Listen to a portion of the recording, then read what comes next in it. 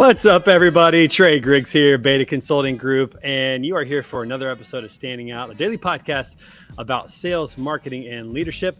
We're going to have a phenomenal show today. Can't wait to bring on our guest, Coleman Ruffin. But before that, do me a favor. After the show, go check us out at betaconsultinggroup.com. We're all about helping companies tell their stories, messaging, content creation, all of that good stuff. And so make sure that you check this out and fill out a form. We'd love to work with you. We're all about telling stories, messaging, branding, social media strategy, all kinds of good stuff.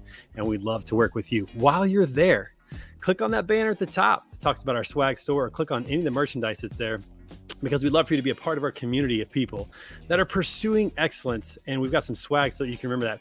We've got some word on the street swag. We've got some standing out swag. We've got some beta consulting swag with my face on it. Who knows why, but hey, why not? And make sure you use the coupon code beta-GO for 30% off. I know the coupon code was broken the last couple of weeks, but it is fixed now. And it is going to be good through the month of August as well. We're going to keep our grand opening going.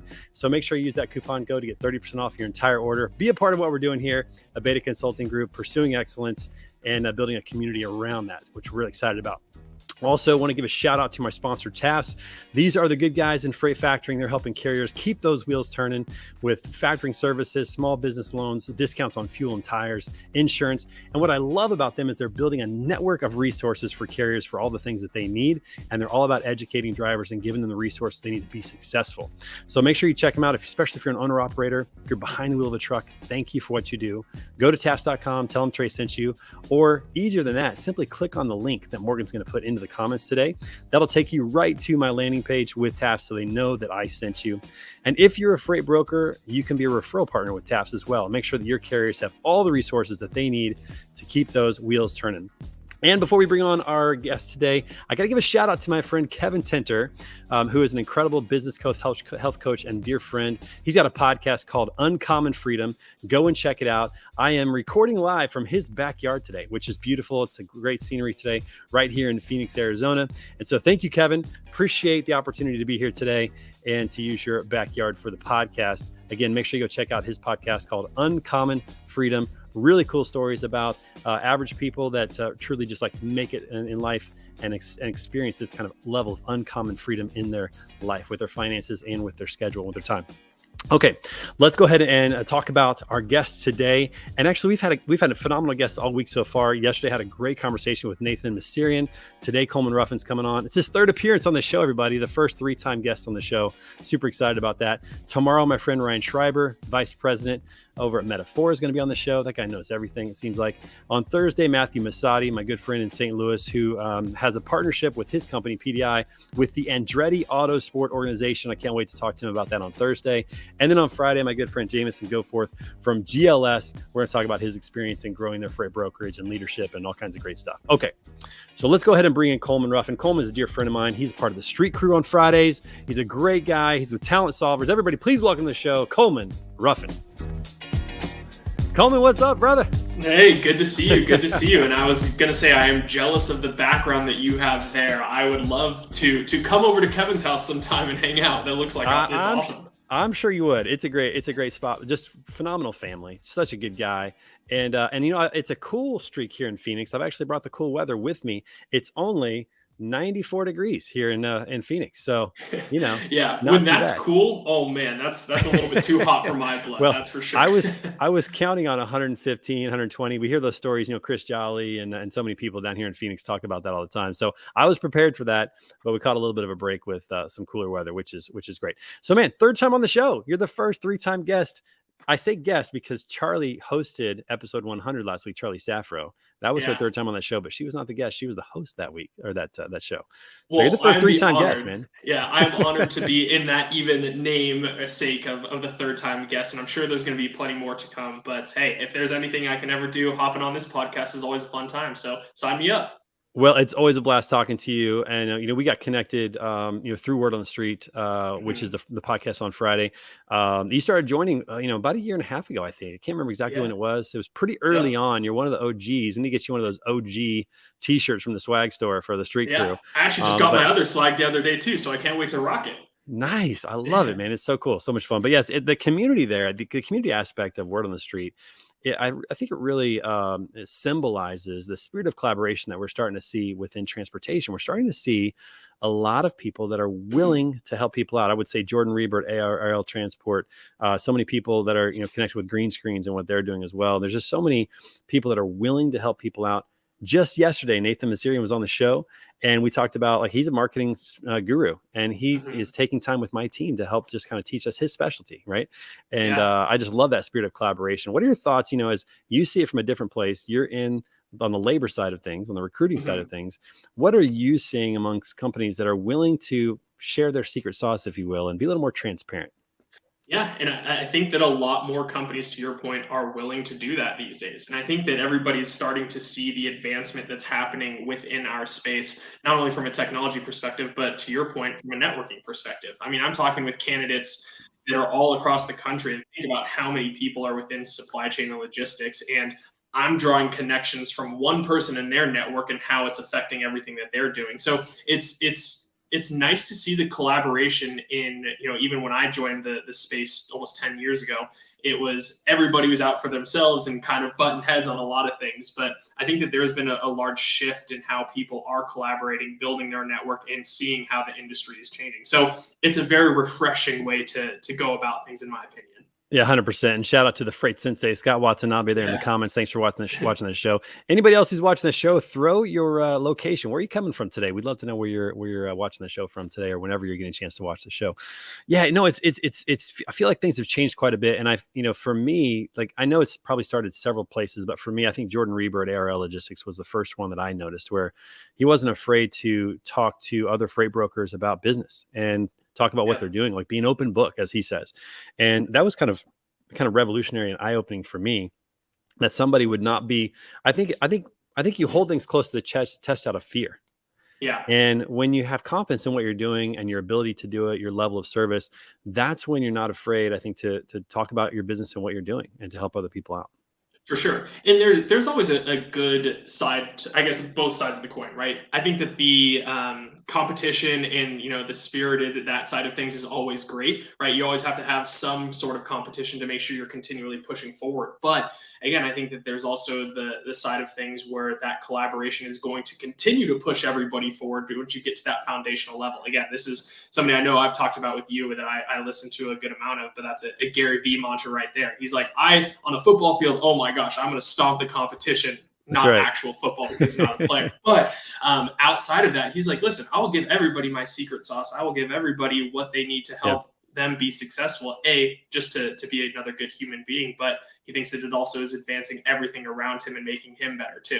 So it's an interesting concept where it's giving away all of your secrets to advance everybody, but it also has that competitive spirit in there too. Yeah, no, 100%. And John, what's up? Coming to us from Columbus, Ohio. Ruth coming from Oregon City, Oregon. Great to have you guys on the show today. One of my favorite things about a football game, even though the game is great and I love watching football, I love going to a football game, probably my favorite thing at the end of the game, when it's all said and done, the score's settled, the game is won and lost, is when the teams come together. Sometimes people come together and they swap jerseys.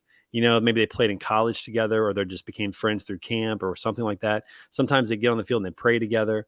I love it when, they can just be friends, be humans at the end of a spirited competition. I mean, when they're out there on the field, they're trying to take each other's head off. They want to win that game more than anything. I mean, that's what they're there to do. But at the end of the game, they do that. I've noticed this as well. So, Hayden has got me into UFC now.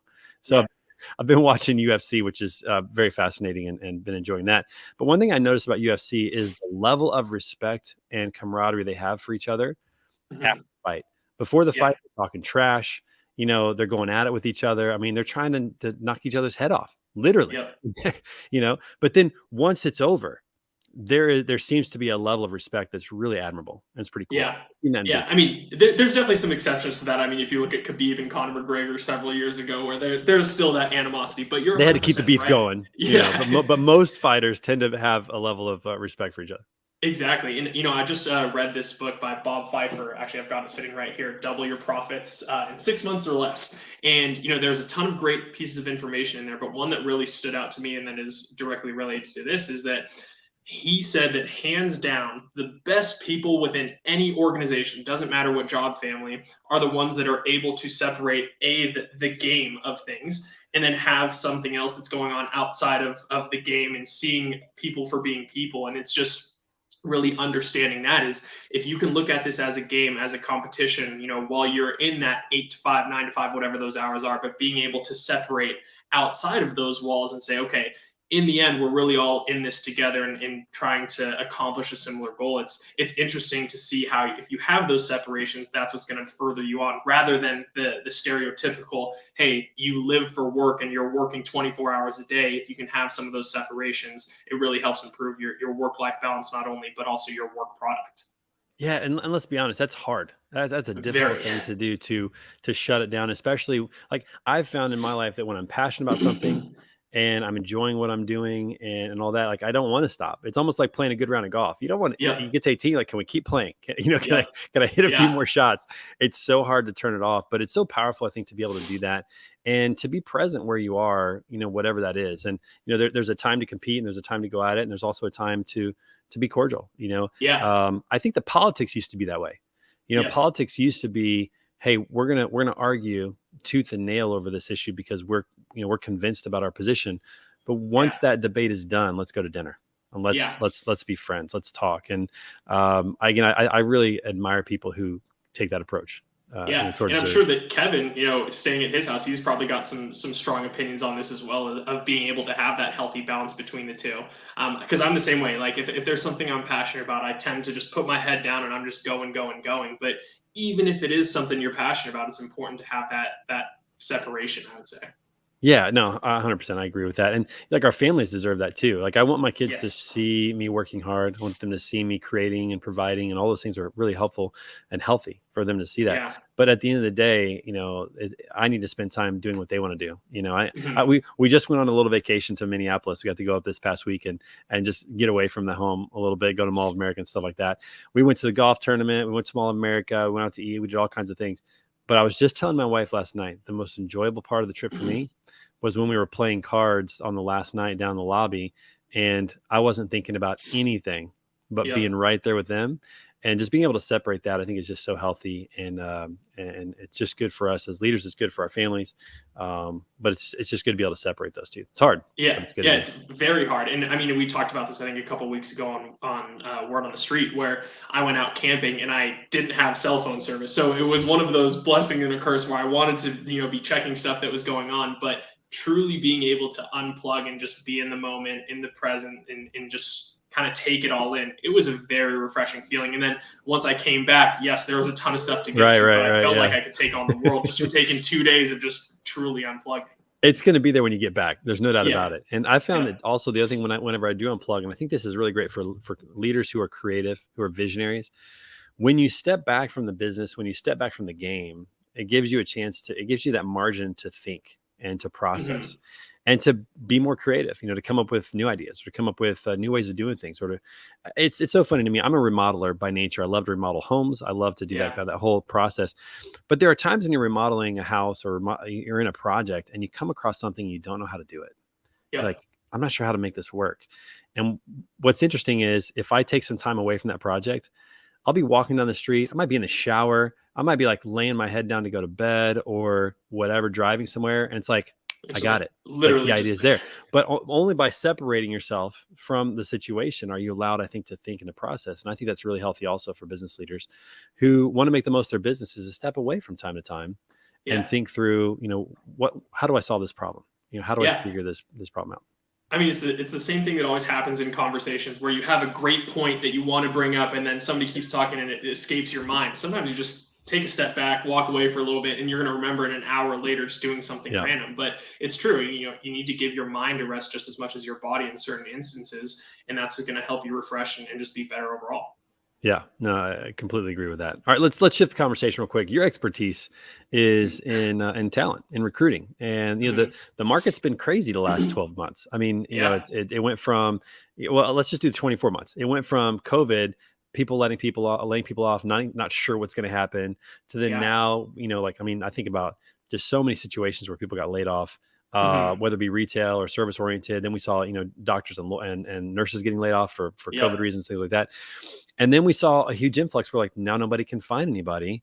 Yep. And things are starting to, it feels like things are starting to slow down a little bit. What's happening right now in Mhm. the labor market? What are you seeing among employers and among Yeah. prospective employees and among salaries and bonuses? Like what's going on right now?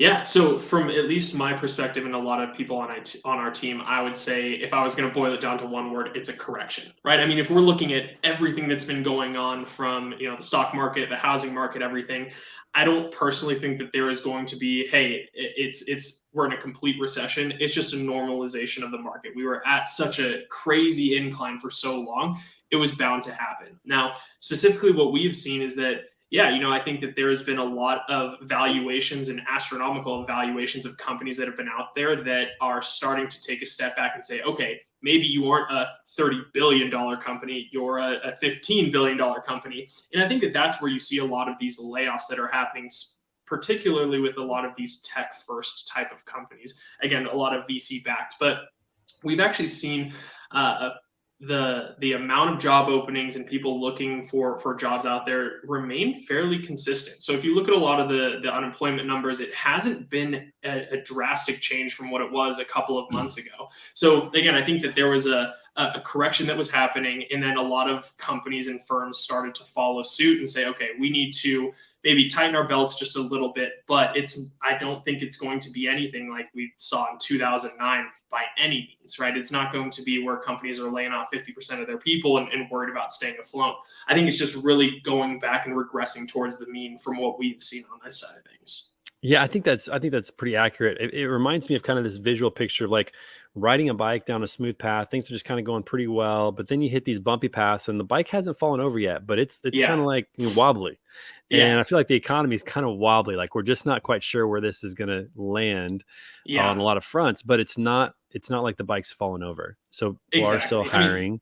Things are yeah. still moving forward. Yeah. Yeah, and as you're looking at any type of market, right? If you're looking in the macro, you're seeing a whole bunch of little swings like this, but over time, you're still seeing the steady incline. And I still think we're at that steady incline. It's just not going straight up at a 90-degree angle. We're kind of coasting at maybe like a 35 or something along those lines. Yeah. But yeah, I think it's just we were at the super high point. We're kind of coming down a little bit, but overall, I think that the job market is still pretty healthy for all intents and purposes. Yeah, and I doubt that salaries are going to come back to pre-COVID levels. I don't think it's going to drop I to that agree. point. There's definitely a new floor in that regard. Yes. But are you seeing offers come down a little bit, or offers being rescinded anyway, or I know there's also a lot of rejection, a lot of offer rejection going on, where you get an offer and you'd accept it, but then when you went to quit, they would offer you more, and people would then reject an offer Yeah. out of that. What do you see in that regard? Yep. Yeah, so that's a loaded question with multiple in there, and I will try to address all of them. In terms of salaries, yes, there are salaries that are coming down slightly. I don't think it's anything to your point prior to what we saw in previous to COVID, excuse me. But yeah, again, a little bit of a correction where somebody that has 3 years of experience isn't going to go out and necessarily get a $175,000 base or anything along those lines. It's going to be dictated a lot more by experience. And the latter part of that question about counteroffers, we have seen it so much more than we have seen in years past, even in the most recent months. And I think that a lot of companies, are starting to realize, hey, if this is a good person on our team, we need to keep them on board. Now, I think that there's ways that they should do that prior to somebody exploring the job market. But we also see that some candidates have been seeing what's been going out in the market, taking these counteroffers and holding tight with their current firm, just because there is that little bit of nervousness about making a switch. Again, a lot of it, though, I don't think is anything that's going to be drastic out in the market where people are going to make switches. Everything is going to be fine. It's just going to be a little bit of a change in how rapidly a lot of these companies are hiring. But you hit the nail on the head, specifically on the counteroffer side. There has been an astronomical amount of them that have been going on. And more often than not, we actually see candidates previous to these last couple of months not taking counteroffers because, hey, the grass is greener. There's a reason that they're looking for jobs, but we've seen that number definitely tick higher and higher, specifically really this last month, actually. Yeah, I kind of thought about the counteroffers, and it's Oh, I maybe do too. maybe maybe too idealistic in some forms, but it's like as an employer, it's like, when do you pay someone more, and how much of a pulse do you have on where they're actually at? Are they happy? Yeah. And I think ideally, if you're able to keep a pulse on how your team is doing, are they happy? What do Mhm. they need? What do they want? What are they looking for? And you have that open lines of communication. I feel like you should be able to address this before it gets there. To me, the counter offers, it's almost like a boyfriend situation, girlfriend situation where, it's like, I think I want to break up, and, because you did this. Well, I'll be better. I'll be different. It'll be better. It'll be, Yeah. and I get that, but ideally I would love to see, leaders and organizations have a better pulse on where the team is, and, Yeah. pay them more. If they're like, if you brought somebody in 3 years ago at $50,000 for that, Yeah. that position on salary, and now that position is going for 75, I get that you don't want to go back and just raise their price, but, Mhm. why wouldn't you at least consider it, or move in Yeah. that direction, what 100%. are you seeing on that? What are your thoughts on that?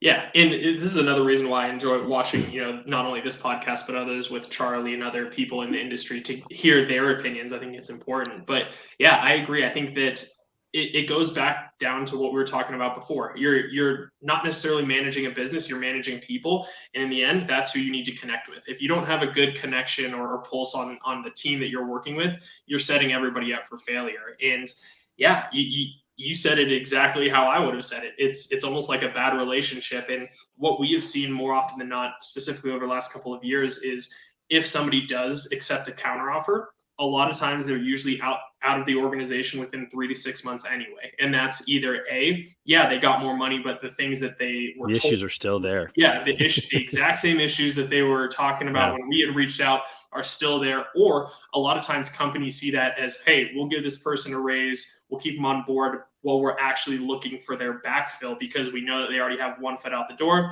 That's just giving them time to prep for the Right. next person to come in. And I think that, what I would do in that situation too, and again, I haven't been in that situation yet. It may happen at some point, but I haven't been in that situation. I think what I would do is I would want to ask that person, hey, what was going on that led you to consider another option? Like, Yeah. tell me what you're not satisfied about, and really learn. I have a feeling that company culture probably isn't inclined towards that, because that's kind of Yeah. what led to it. But to me, that'd be a really wise thing to say is, hey, pause and go, hey, let's talk about why you were interested in another. Like, are you not happy here? What are you missing out on? What can we do to make it better? Again, I think that goes back to leadership. And if you had that mindset, you're probably not going to be there in the first place. But if you Yeah. find yourself in that situation where somebody is wanting to head out, I think it's really important that you take the time to find out why.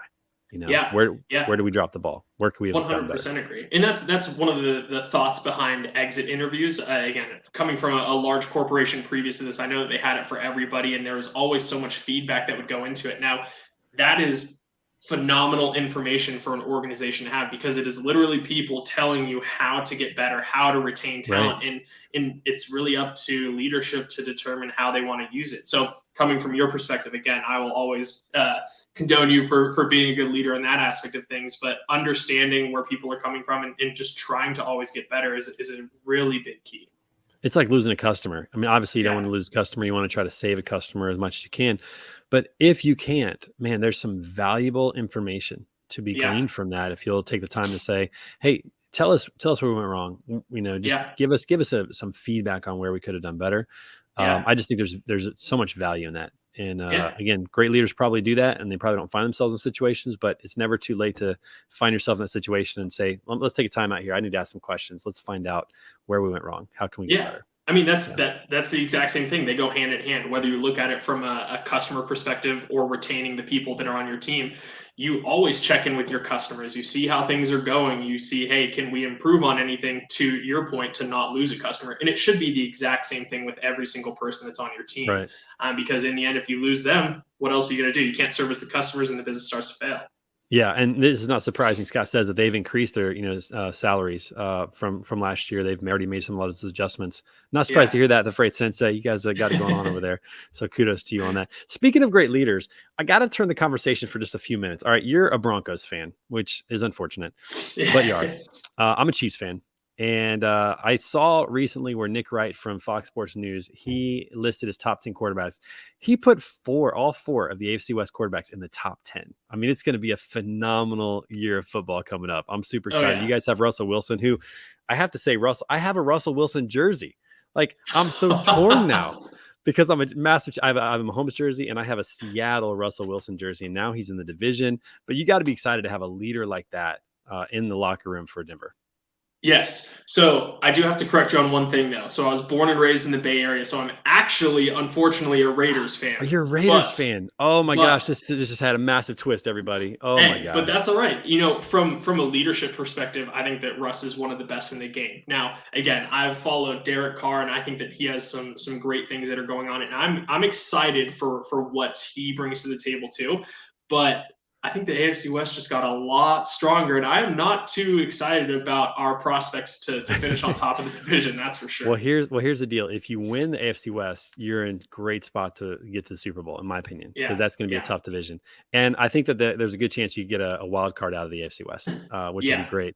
I did not. Oh man, I'm so sorry. I thought you were a Broncos fan. Don't apologize. I love wearing my Raiders gear around Denver. It's absolutely great. But also, to your point, I think in terms of Russell and his leadership for the team, he's also huge in working with the community. I think literally the first day that he was here, he actually started doing stuff out in the community and helping out and everything. And it's just, it goes to show what true leadership can do. And that's really building the team around him. So I wish he wasn't on the Broncos, but commending him as a person and a leader, you can't say anything bad about the guy.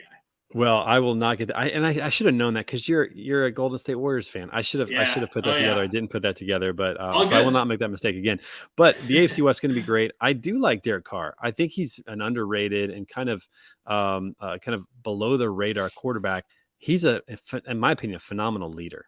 Like, you know, what he did, was it last year with all the issues with head coaching? It was between last year and the year before. I can't believe they made the playoffs. I mean, it's nuts, for him. And so it was pretty wild. Oh yeah, go Niners. Scott's a Niners fan. Well, Scott, we should watch the 2020 Super Bowl over again then. Scott, you and I should. I mean, we could talk about it. We could do like a live stream with the 2020 Super Bowl. But leadership, you think about this, it's no surprise to me that certain people, certain coaches, certain players continue to win wherever they are. It's no surprise to me because it's that leadership aspect to me that trumps any talent or skill. Tom Brady has talent, but he's not like physically the most talented person in the room. He's just not, and he never will be.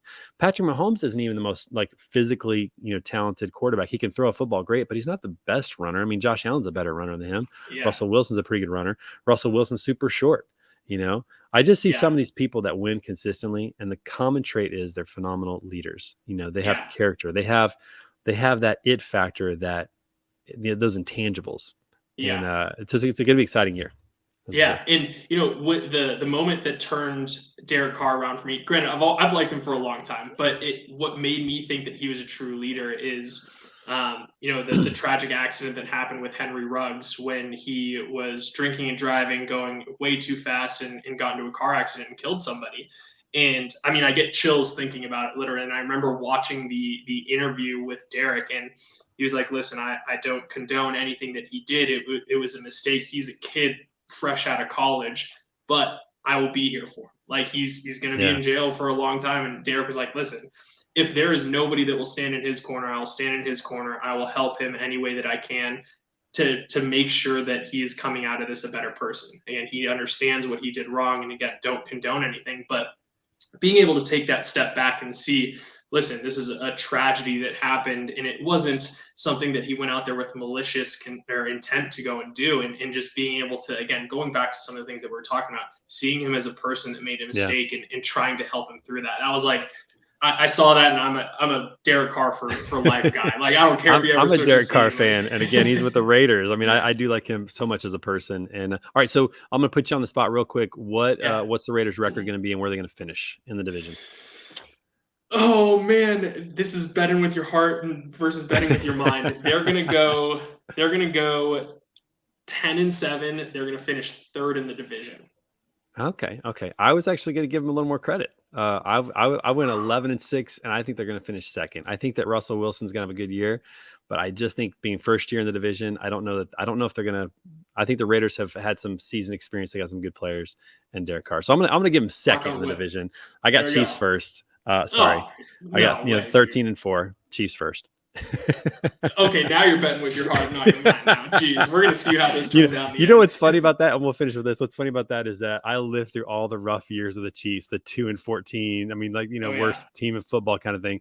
And now it's like if they win less than 12 games, we're all disappointed. What a great place to be as a fan. Oh my It's the gosh. I thing with mean, the Warriors. Oh yeah, totally spoiled, and I that's feel ya. that's pretty fun. Coleman, hey, listen, man, thanks so much for being on the show. Always great to have you. Can't wait to have you back on for the 4th time at some point soon, maybe before the year's out. That'll be Heck great. yeah. And everybody else, make sure you come back tomorrow for another episode with Ryan Schreiber, Vice President of Industry and Growth at Metaphor. The guy probably knows just about everything there is to know in transportation. So can't wait to have him on the show. Appreciate all of you being in the comments. John, thanks for watching from Columbus, Ohio. Scott, Chris, everybody, appreciate that. And we will see you for another episode of Standing Out, a daily podcast about sales, marketing, leadership. You guys have a killer Tuesday. We'll see you guys. Thanks for having me, Trey. Always, man.